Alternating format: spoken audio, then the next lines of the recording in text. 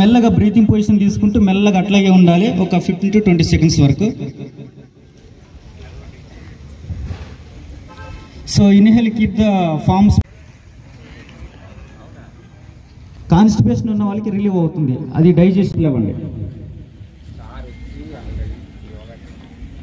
Down, hands down చేసి లేవండి.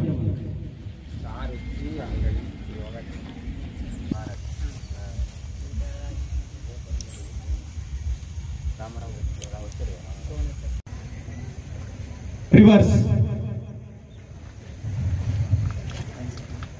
ఏమైనా ఉన్నా కూడా రిలీవ్ అయిపోతుంది, ఫ్రీ అయిపోతుంది. సో ఒక నెక్స్ట్ వక్రాసన.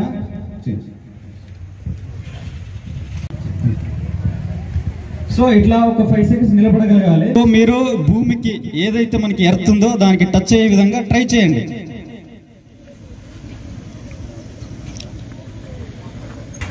స్పైనల్ కార్డ్ ఇంజురీస్ ఉన్న వాళ్ళు, సర్జరీ అయిన వాళ్ళు ఓకే మెల్లగా డౌన్ చేయండి. రైట్. నెక్స్ట్ మనకి Ardhachakrasana. Ardhachakra.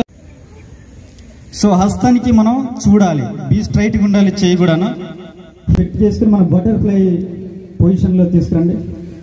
భద్రాసన, butterfly position.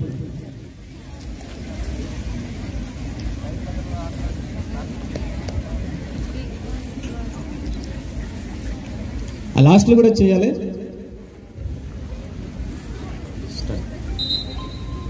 So physique inflammatory డిసీజ్కి ఇది చాలా ఉపయోగపడుతుంది అనమాట. సో రిలీవింగ్గా మీ వెనక చేతులు రెండు.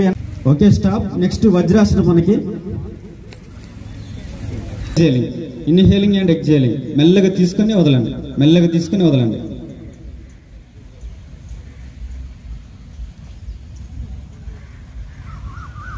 ఒక 15 to 20 seconds.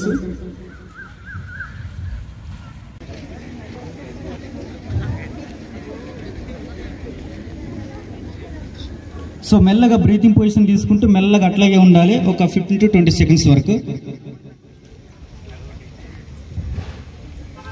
So inhale keep the forms లేవండి.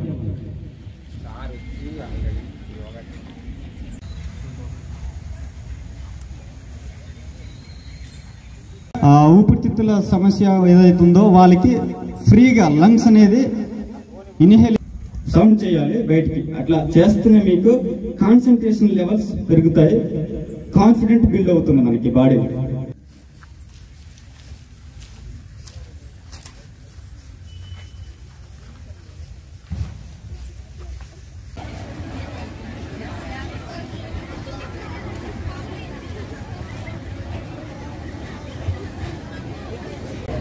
సో మెల్లగా హ్యాండ్స్ రైజ్ చేసుకుంటూ పైకి రండి.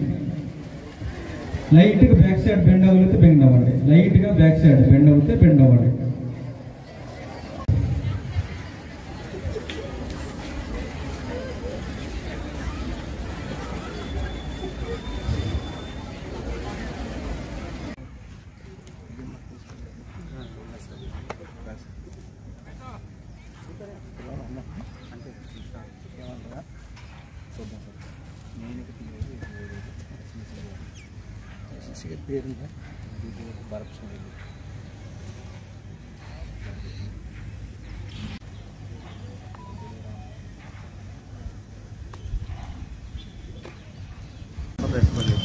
मा कश्चित् दुःखभाग् भवेत्।